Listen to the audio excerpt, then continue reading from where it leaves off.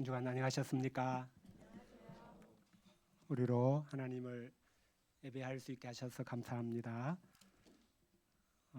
요절 말씀은 14절입니다. 한 목소리를 읽고 잠깐 기도하겠습니다. 시작.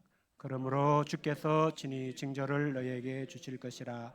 보라, 처녀가 잉태하여 아들을 낳을 것이요 그의 이름을 임마누엘이라 하리라. 거룩하신 하나님 아버지, 우리를 세상의 어둠을 다닐 때에 빛을 비춰주신 은혜를 생각하며 감사와 찬송을 드립니다. 오늘 주신 말씀에서와 같이 너희가 굳게 믿지 아니하면 굳게 서지 못하리라고 하신 대로 저희들이 믿음이 없어지고 약해지면 하나님의 은혜 안에 설 수가 없습니다. 이 시간 하나님을 예배함이 하나님께 대한 믿음을 굳게 되짚는 시간이 되기를 원합니다. 성령님께서 한 분 한 분 심령에 임하시고 주의 말씀을 주의 말씀으로 듣고 받을 수 있도록 역사하여 주시옵소서. 이 종을 붙잡아 주시고 주의 말씀을 잘 드러내어 증거하게 인도해 주시기를 기도합니다. 예수님 이름으로 기도하였습니다. 아멘.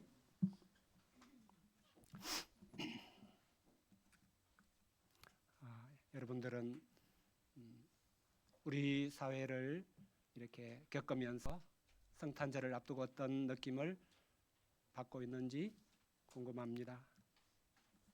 반짝이는 조명들이 성탄절이 다가옴을 알리는 듯이 보입니다. 한때 거리마다 방송마다 캐럴송이 울려 퍼지던 것을 경험한 분들도 있을 것입니다. 요즘은 좀 달라졌네? 이런 생각을 하면서 거리를 지나지 않을까 싶습니다.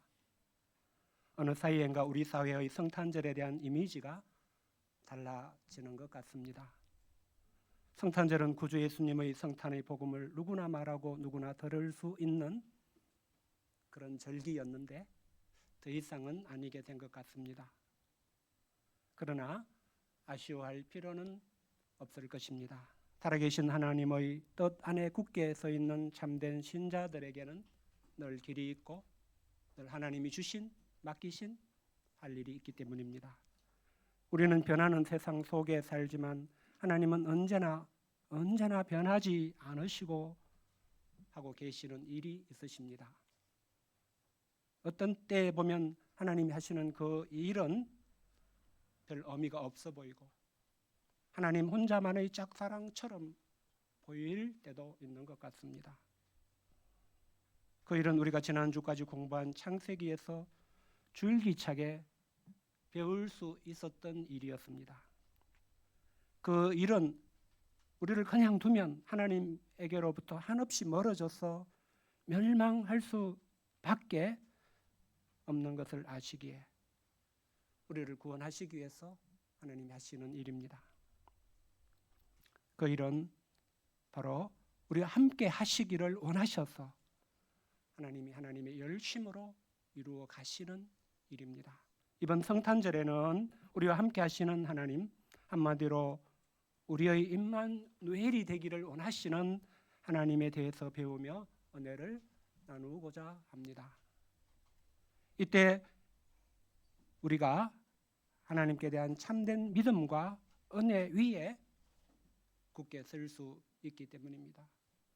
하나님을 제대로 알지 못하면 하나님을 제대로 믿을 수 없는 것은 너무나 당연합니다.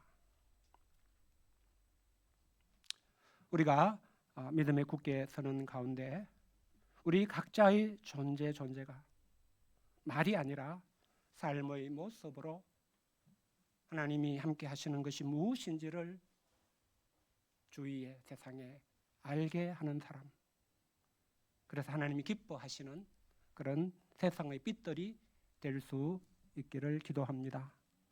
오늘 성탄에 관한 첫 번째 말씀을 기록한 이사야와 그 시대에 대해서 조금은 알아두는 것이 필요할 것 같습니다. 이사야서를 읽을 때 이것이 전제가 되기 때문입니다.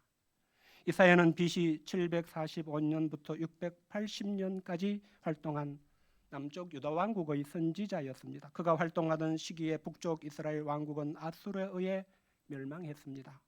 이사야의 시대의 남유다 왕국은 교만과 우상 숭배라는 심각한 영적 타락에 빠져 있었습니다.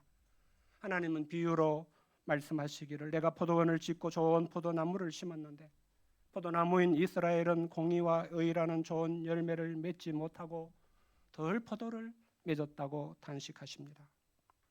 그러므로 하나님은 이사야를 통해서 그 포도원을 불태울 수밖에 없는 심판을 선고하셨습니다. 그것이 이사야서의 전반부의 내용을 이루고 있습니다. 그런데 이스라엘은 스스로는 조금도 자신들이 영적 타락에 빠져 있다고 생각하지 못했습니다. 그들은 여전히 성회로 모였고 무수한 제물을 하나님께 바쳤습니다. 이사야는 이런 시대에 하나님의 말씀을 전하도록 부르심을 받았습니다.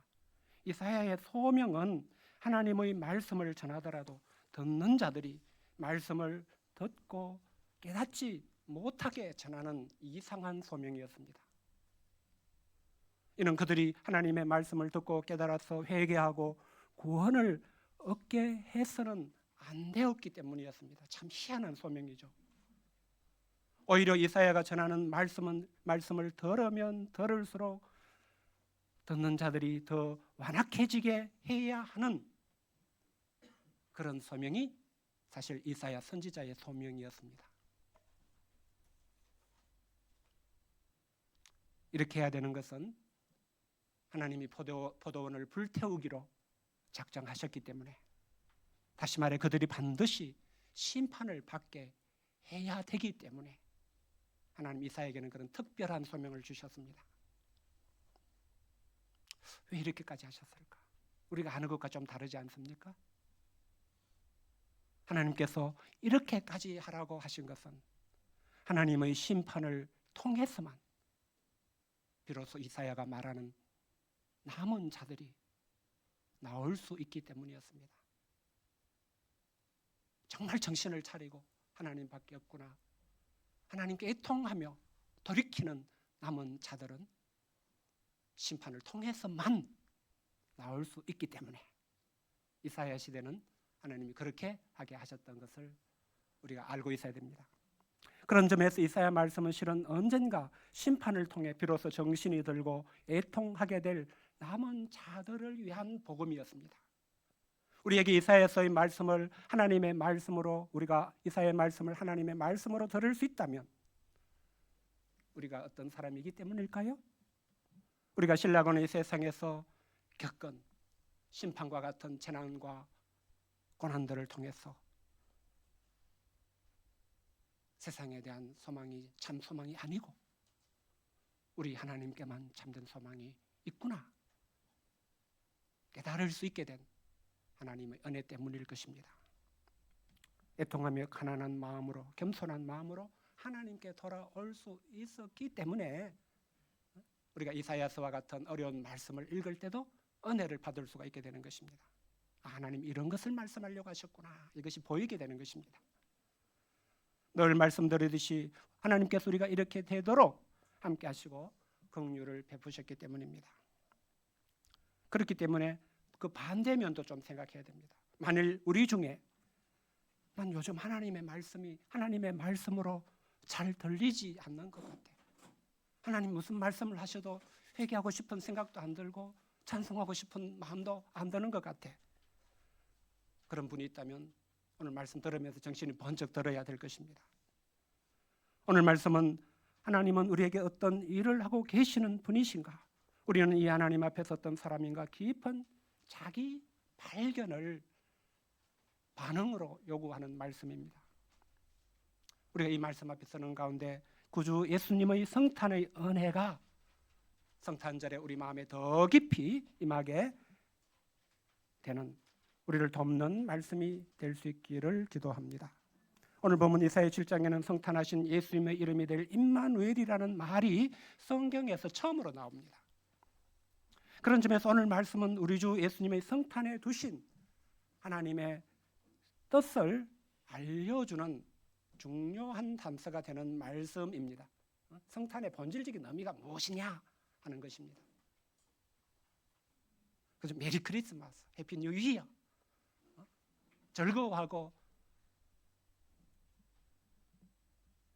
복된 새해를 소망하게 하는 피상적인 성탄절이 아니라 하나님이 구주 성탄의 은혜를 우리에게 허락하신 그 깊은 뜻이 무엇인가 우리가 이사야 7장을 통해서 잘 알 수가 있다는 뜻입니다. 물론 이사야 시대 사람들에게는 이 말씀이 마치 희미한 빛과 같고 작은 조각과 같았을 수도 있을 것입니다. 아하스가 못 알아듣잖아요. 그럼에도 신약 성경 마태복음을 기록한 예수님의 제자 마태는 예수님의 이야기를 기록할 때 오늘 본문의 임마누엘이 바로 구주 예수님의 성탄을 미리 이야기한 말씀이었구나 알아차리고 그것을 마태복음 1장 23절에 기록한 것을 볼 수가 있습니다. 당시 하나님께서 임마누엘의 약속을 처음으로 주신 때의 상황이 어떠했습니까? 그때는 1, 2절을 보면 전쟁의 공포가 예루살렘을 뒤덮게 되었던 때였습니다. 당시 이스라엘은 남유다와 북이스라엘 왕국으로 분열되어 있었습니다. 아람은 이스라엘의 북쪽, 지금 시리아에 있는 나라였습니다. 당시 동쪽에서 아수르 제국이 일어나 주변 나라들을 침략하고 정복하고 있었습니다. 마치 러시아가 우크라이나를 치듯이. 이런 가운데 아람과 에브라임 곧 북이스라엘 왕국의 연합군이 유다로 쳐들어온다는 소식이 들렸습니다. 이로 인해 사람들은 전쟁의 공포에 빠져 심하게 두려워 떨었습니다. 2절을 보면 당시 분위기를 왕과 백성의 마음이 숲이 바람에 흔들림같이 흔들렸다라고 묘사하고 있습니다. 우리는 성경 공부를 통해서 이런 두려움의 때를 어떻게 받아들여야 하는가를 배워왔습니다. 그런 위기의 때는 마음을 낮추고 하나님께로 돌아갈 수 있게 하고자 주시는 위험하지만 기회로 주어진 때입니다. 이는 오늘 본문에서 하나님이 하시는 이 일을 통해서도 알 수 있습니다. 하나님께서는 그런 때에 말씀의 종 이사야를 아하스 왕에게 보내 하나님의 말씀을 들을 수 있는 은혜를 주셨습니다. 4절을 같이 읽어보겠습니다. 시작. 그에게 이르기를 너는 삼가며 조용하라. 러신과 아람과 르말리아의 아들이 심히 노할지라도 이들은 연기나는 두 부지깽이 그루터기에 불과하니 두려워하지 말며 낙심하지 말라. 옛날 시골에서는 아궁이에 나무 가지들로 불을 뗐습니다. 그래서 소토로 이제 가마솥으로 이렇게 요리를 하거나 그죠? 방을 난방했죠. 이때 아궁이에서 이게 나무로 이렇게 불을 뗄 때에 그 불을 돌보는 막대기 그게 이제 부지깽이입니다. 혹시 모르는 분이 있을까봐. 부지깽이로 아궁이의 불을 돌보다 보면 부지깽이도 나무기 때문에 같이 타버립니다. 그래서 나중에는 나무의 토막만 남고 꺼내 보면 이렇게 끝이 연기만 나는. 그럼 어떻게 합니까? 불 때는 사람이 그 부지깽이도 아궁이에 던져 넣어버립니다. 같이 불태워버립니다. 이는 지금 남유다 왕국에 침략한 아람 왕과 북이스라엘의 왕이 이런 연기 나는 부지깽이와 같은 처지에 있다는 뜻입니다. 이는 그들이 곧 아수르에게 멸망하게 될 것이라는 뜻입니다. 그래서 그들이 지금 전쟁을 벌이면서까지 계획하는 일은 서지 못하고 이루어지지 못하게 된다는 뜻입니다. 그러므로 하나님께서는 이사야를 보내 아하스 왕이 하나님의 말씀을 듣고 붙들므로써 전쟁이 났다고 해서 요란을 떨지 말라고 하신 것이었습니다. 그들을 두려워하지도 말고 낙심하지도 말라고 하시며 위로하고자 하시는 것이었습니다. 우리는 살아계신 하나님을 믿는 참 신자로서 두려울 수밖에 없는 세상의 큰 변화나 재난을 만날 때에 이런 하나님의 말씀을 은혜로 듣는 사람이 되어야겠습니다. 제가 전에 제 옛날의 동료 목자가 암 사기 판정을 받았다는 소식을 듣고 위로하고 기도해 주고자 신방을 간다고 말씀드린 적이 있습니다. 저는 갈 때는 이제 반년 정도밖에 안 남았다는 사람을 만나서 무슨 말로 그를 위로할 수 있을까 참 근심이 되고 염려가 되었습니다. 그런데 제가 생각하지 못한 것이 있었습니다. 그분은 참된 하나님의 사람으로서 하나님을 믿고 기도하는 분이었다는 것입니다. 그분을 만나 대화하는 가운데 그분이 하나님께 나아가 기도하는 가운데 이미 하나님이 주시는 위로의 말씀, 약속의 말씀을 듣고 믿음 위에 굳게 서 있는 것을 보게 되었습니다. 그래서 기도하는데 얼마나 오히려 은혜를 받고 감사하게 되었는지 모르겠습니다. 하나님은 이런 위로의 말씀에 그치지 않으셨습니다. 아하스가 믿음에 굳게 설 수 있도록 여러 말씀을 더 주셨습니다. 하나님은 르신이나 르말리아의 아들은 아람이나 북이스라엘을 다스릴 권한밖에 없는 자들이라고 하셨습니다. 그들은 사람의 아들에 지나지 않을 뿐이라고도 하셨습니다. 왜 이런 말씀을 하십니까? 그들에 비해 남유다는 다르다는 것입니다. 남유다는 여전히 하나님이 참 왕이시고 하나님이 다스리시고 계시는 하나님의 구역이라는 뜻입니다. 그러니 그들이 감히 남유다를 어떻게 할 수 있겠느냐? 아무 일도 못한다. 하나님 이렇게 아하스에게 말씀해 주신 것입니다. 그러므로 남유다가 굳게 서는 길은 하나님을 굳게 믿는 한 가지를 잘하는 것입니다. 하나님이 그들을 다스리며 지키시며 돌보시는 한 세상에서 그들을 쓰러뜨릴 세력은 없는 것입니다. 우리는 지난주 창세기 말씀에서 하나님께서 야곱에게 이 약속을 주시는 것을 보았습니다. 또한 야곱은 이 말씀에 깊이 은혜를 받고 스스로를 이 말씀에 묶인 자가 되게 하고자 소원을 하는 것도 보았습니다. 그랬을 때 야곱은 험악한 세월을 보내며 살아가지만 그 어떤 사람도 그 어떤 세력도 야곱을 쓰러뜨리지 못한 것을 우리 앞으로 보게 될 것입니다. 사도 바울은 이런 영적인 비밀을 잘 알게 로마서 8장 31절에서 그런즉 이 일에 대하여 우리가 무슨 말하리요? 만일 하나님이 우리를 위하시면 누가 우리를 대적하리요? 라고 외치는 것을 볼 수가 있습니다. 우리도 늘 이런 외칠 수 있는 하나님이 나를 위하시는데 누가 나를 대적하리요? 이렇게 외칠 수 있기를 바랍니다. 그런데 하나님이 이런 은혜를 주시고자 하여도 문제가 전혀 없는 것은 아니었습니다. 그것은 하나님을 믿는 참된 믿음이 없으면서도 자기가 믿음이 없다는 것을 모르고 믿음을 배우고자 하지도 않는 사람인 경우가 그렇습니다. 그런 사람은 문제가 있습니다. 그런 사람들은 이런 하나님의 은혜가 얼마나 큰 은혜인지 알지 못하고 반사하고 튕겨버립니다. 아하스가 오늘 본문에 나오는 아하스가 바로 그런 문제 있는 사람들을 대표하는 사람이라고 할 수가 있습니다. 하나님은 사실 이런 아하스의 속을 아시기 때문에 아하스가 믿음에 굳게 설 수 있도록까지 돕고자 하셨습니다. 아하스는 다윗의 집을 대표하는 사람이고 하나님의 백성 이스라엘을 이끌어야 하는 사람이기 때문에 하나님 어찌하든지 그가 믿음에 설 수 있게 돕고자 하셨습니다. 그래서 아하스 왕에게 한 징조를 구하라고 하셨습니다. 징조를 구하는 것은 하나님의 말씀을 믿을 수 있게 하는 생생한 증거를 보여달라고 하는 것을 말합니다. 깊은 데에서든지 높은 데에서든지 구하라고 하는 것은 뭐든지 하나님만이 하실 수 있는 일을 징조로 구하는 것을 허락한다는 뜻입니다. 하나님은 이렇게까지 하시며 아하스가 믿음에 굳게 서게 돕고자 하신 것입니다. 그런데 아하스는 어떻게 하는 것을 보게 됩니까? 그는 뜻밖의 말을 합니다. 나는 징조를 구하지 아니하겠나이다 했습니다. 그 이유에 대해서 나는 여호와를 시험하지 아니하겠나이다라고도 했습니다. 무슨 말입니까? 아하스의 말만 보면 그는 매우 신앙적이고 매우 경건한 사람 같습니다.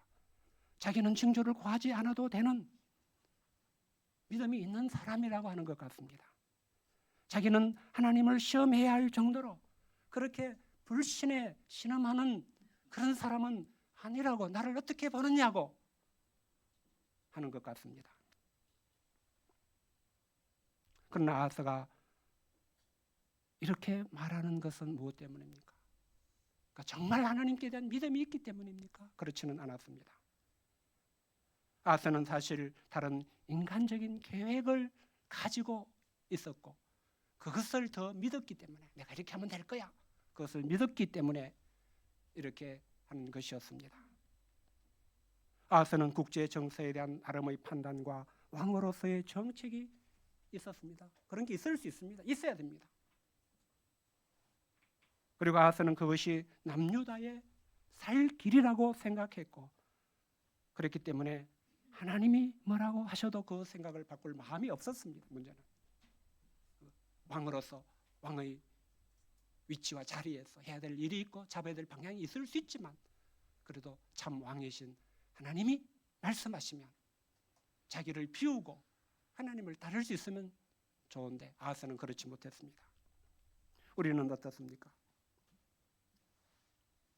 우리도 때로 하나님을 믿는다고 하지만 속 마음에서는 자기의 무엇을 더 믿는 경우가 있을 수 있습니다.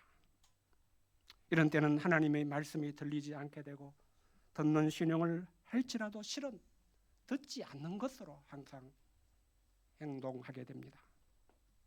아하스처럼 사람들에게 믿음이 있는 척, 믿음이 좋은 사람인 척은 해야 하기 때문에 말이야 그럴듯하게 할 수 있겠지요. 그러나 하나님은 참된 믿음이 아닌 것은 아십니다.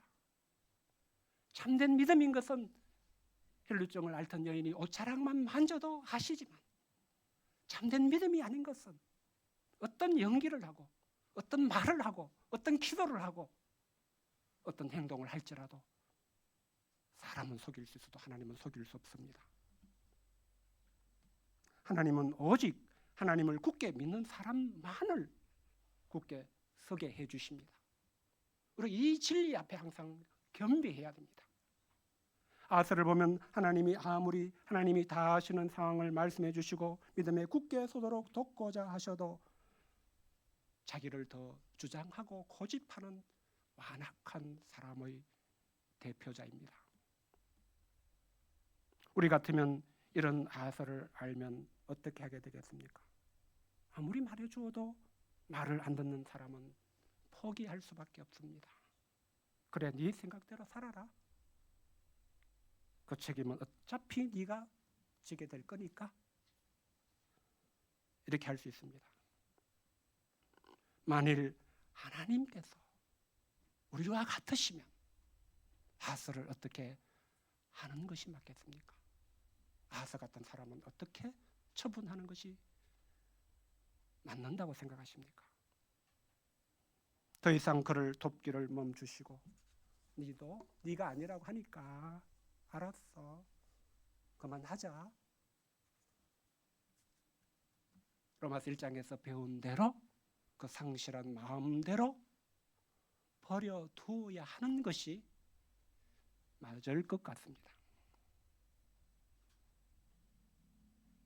만일 하나님이 우리와 같으셔서 이렇게 하시는 것이 전부라면, 하나님에게도 다른 여지가 없으시다면 어떻게 되겠습니까?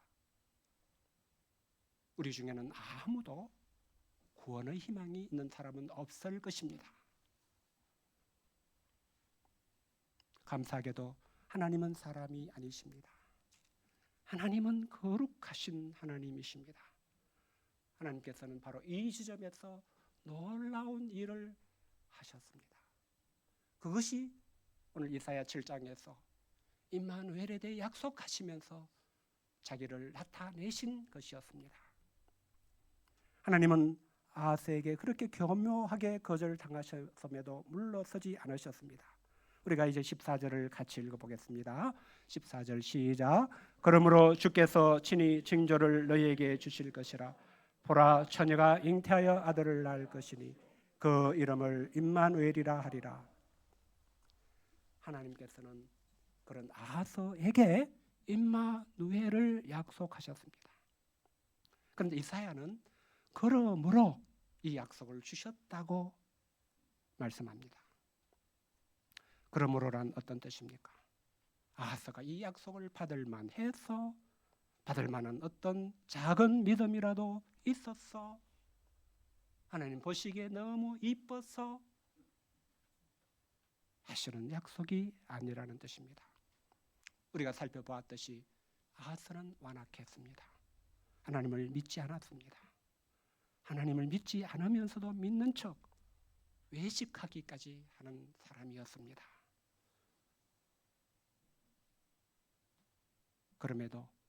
그러므로 이런 그를 위해서도 임마누엘을 약속해 주셨습니다. 이는 임마누엘의 약속에 담긴 하나님의 뜻, 우리 주 예수님을 임마누엘로 우리에게 허락하신 하나님의 뜻을 발견하게 해줍니다. 하나님은 우리가 은혜를 받을 만한 믿음이 있는 사람이 아닐지라도 우리가 아직 죄인 되었을 때에 우리가 하나님이 기뻐하실 수 있는 사람이 아니었을지라도 그럼에도 우리를 포기하지 않으시고 우리를 위해서 행하신 일이 예수님을 임마누엘로 주신 일이었다는 것을 이사야가 미리 밝히고 있는 것입니다. 여기서 중요한 게 있습니다. 아스와 같이 당장에는 깨닫지 못할지라도 이 말씀을 통하여 자기가 어떤 사람인지를 깨닫게 되는 사람은 어떻게 하게 되는가 하는 것입니다. 그 사람은 이 말씀을 배우는 가운데 아스와 같이 불신앙의 사람일 뿐인 자기를 먼저 발견하게 되는 사람입니다. 아스처럼 사람이 보기에 괜찮은 신자로 보이고자 하면서도 실은 마음의 딴 주머니에 하나님 아닌 것을 더 믿고 살고 있는 자기를 발견하는 사람입니다. 이 말씀을 통하여서 그런 자기 발견을 하게 되는 사람만이 임마누엘 예수님이 내게 어떤 의미가 있는가, 얼마나 소중한 분인가, 여기에 내 유일한 구원의 희망이 있는 것이구나, 그것을 깨닫고 내가 어떻게 하고 있는가를 애통하며 회개할 수 있게 되고 예수님을 마음으로 영접할 수 있는 사람이 될 수가 있습니다.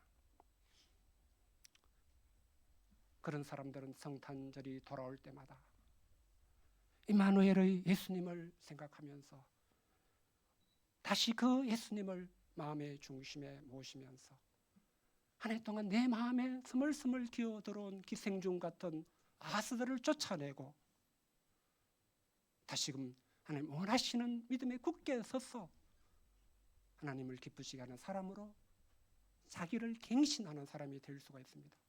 성탄절은 이를 위해서 있는 하나님의 명절입니다.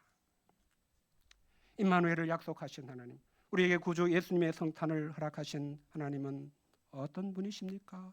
하나님은 자격 없는 자, 하나님을 거절한 자, 심판받아 마땅한 자에게 임마누엘을 약속하셨습니다.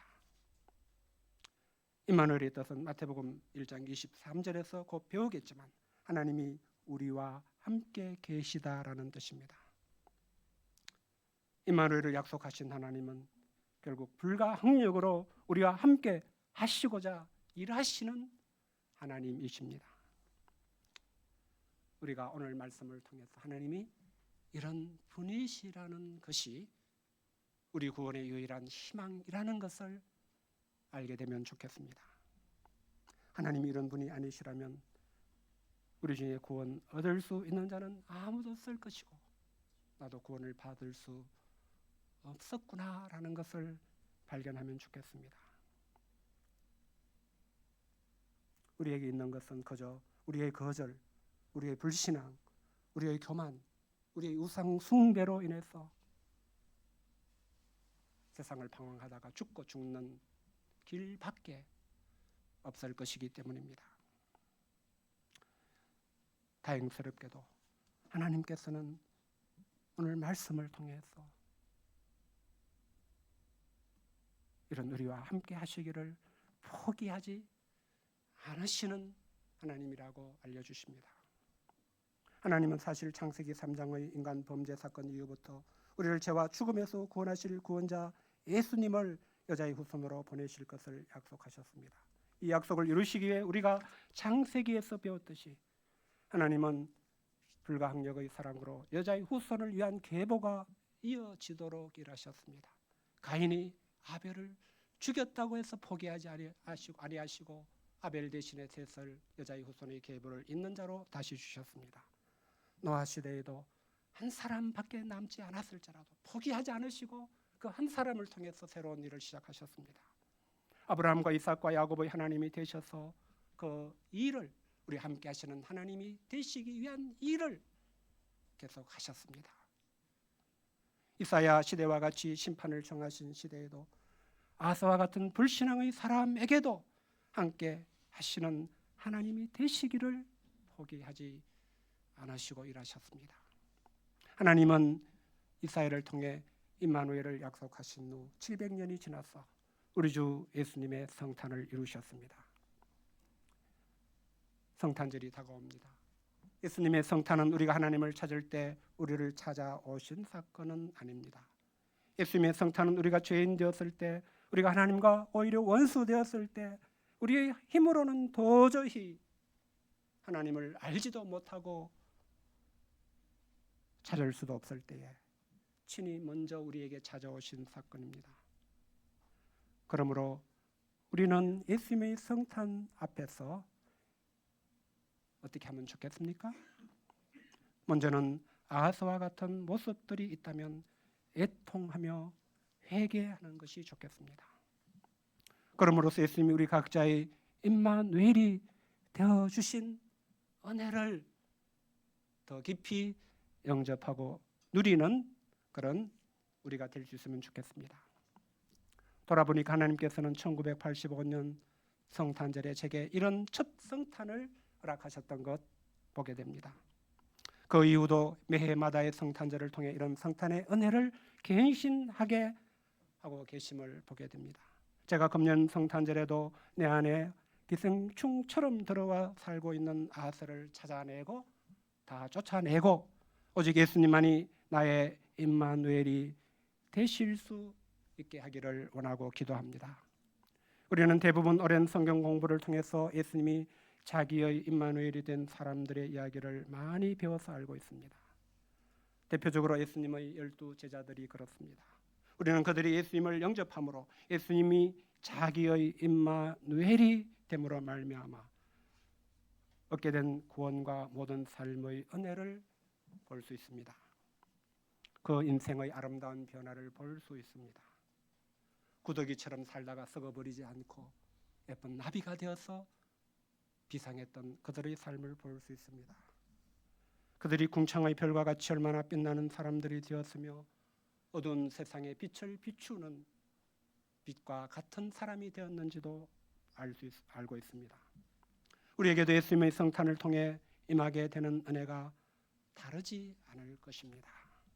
예수님이 우리의 임마누엘이 되어주시는 은혜가 있으면 우리는 반짝이는 조명만이 침묵으로 예수님을 전가하는 이 세상에서 삶이라는 참된 신자의 빛으로 어둠을 밝힐 수 있게 될 줄을 믿습니다. 내 영향력의 범위 속에서 하나님이 나에게 붙여주시고 만나게 하시는 사람들에게 적어도 어두움에 빛을 비추는 사람이 되어줄 수 있고 찬양에서처럼 작은 신임의 귀를 기울여 들어주는 사람이 될 수 있을 것입니다. 우리가 이번 성탄 말씀을 통해서 우리의 임마누엘이 되어주시고자 한 아기로 나신 예수님을 마음에 영접하는 가운데 나와 함께 하시는 하나님의 은혜 아래 살 수 있기를 기도합니다. 세상에 여전히 두려워할 일들이 많이 벌어질 것 같습니다. 그 안에서 나는 작고 약하고 두려워 떨 수밖에 없는 현실로 인해서 정말 마음이 어두워질 때도 있을 것입니다. 그러나 그때마다 임마누엘이신 하나님의 말씀을 들음으로 위로를 얻으실 수 있기를 바랍니다. 두려워하지도 말고 낙심하지도 말아라. 하나님이 우리와 함께 하시는 하나님이신 것을 기억하면서 이 하나님이 주시는 말씀에서 늘 힘을 얻고 방향을 얻는 우리가 다 되기를 기도합니다. 그래서 임마누엘이신 나의 하나님을 굳게 믿음으로 굳게 서는 어떤 현실에도 상관없이 암이 걸렸을 때나 경제적으로 어려움에 빠졌을 때나 세상에 어떤 어두운 일들이 일어날 때나 나에게는 하나님이 계시기 때문에 이 하나님을 굳게 믿고 굳게 서 있는 그런 우리가 다 되기를 기도합니다. 요절 말씀 읽고 기도하겠습니다. 14절입니다. 시작. 그러므로 주께서 친히 징조를 너희에게 주실 것이라. 보라, 처녀가 잉태하여 아들을 낳을 것이요 그의 이름을 임마누엘이라 하리라. 하나님 아버지, 성탄절을 앞두고 첫 번 성탄 말씀으로 이사야를 통해서 주신 임마누엘의 약속을 살펴보며 하나님을 바라보게 해주심을 감사합니다. 하나님께서 아하스에게 임마누엘을 약속하신 것을 통해서 하나님께서 얼마나 선하신 뜻과 주권 가운데 택한 자들과 끝까지 포기하지 않고 함께하고자 하시는지를 알게 해주셔서 감사합니다. 이 하나님께서 우리와 함께 하시고자 한 아기로 예수님을 보내주신 것이 성탄절임을 배웁니다. 우리가 성탄절을 통해서 이 예수님을 다시 우리 마음에 깊이 영접할 수 있도록 도와주시고 임마누엘의 은혜 속에 빛나는 삶을 향해 나아갈 수 있게 해주시옵시기를 간절히 기도합니다. 예수님의 이름으로 기도하였습니다. 아멘.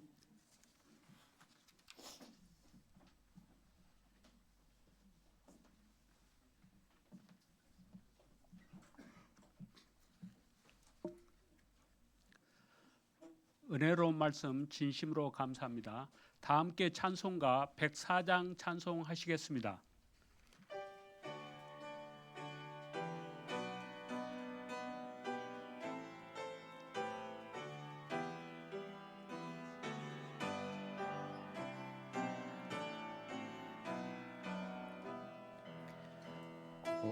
오소서 임마누엘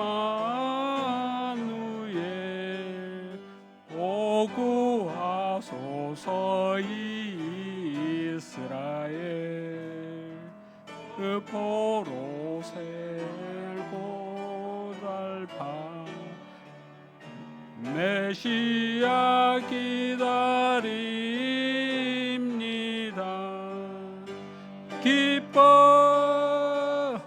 기뻐하라 이스라엘 오도시리오 임마누엘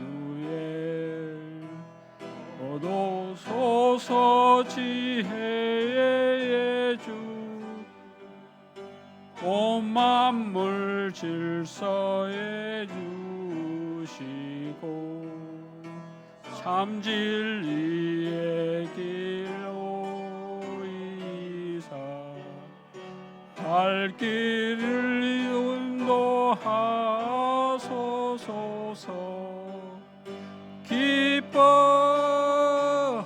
기뻐하라 이스라엘 오도시리오 임마누엘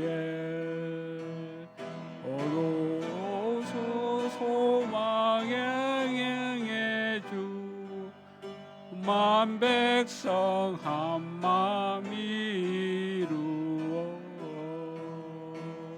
이기와 불행 없애고 참 평화 채워주소서.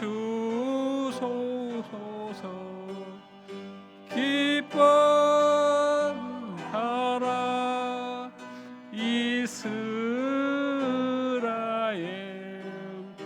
고도시리오 임마누엘.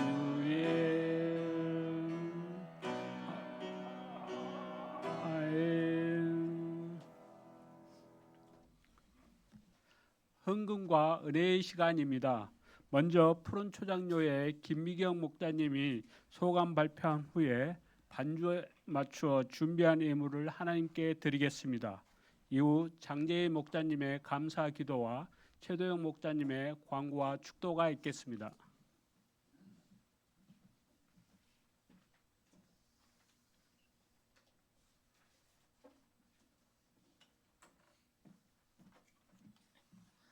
안녕하십니까. 푸, 네, 푸른 초장교회 김미경입니다. 저희 교회는 앞으로 은찬 시간에 한 명씩 책임감 있게 이게 돌아가면서 소감을 하든지 노래를 하든지 이게 그런 방향으로 하고자 합니다. 제가 그래서 저는 이제 소감을 하겠습니다.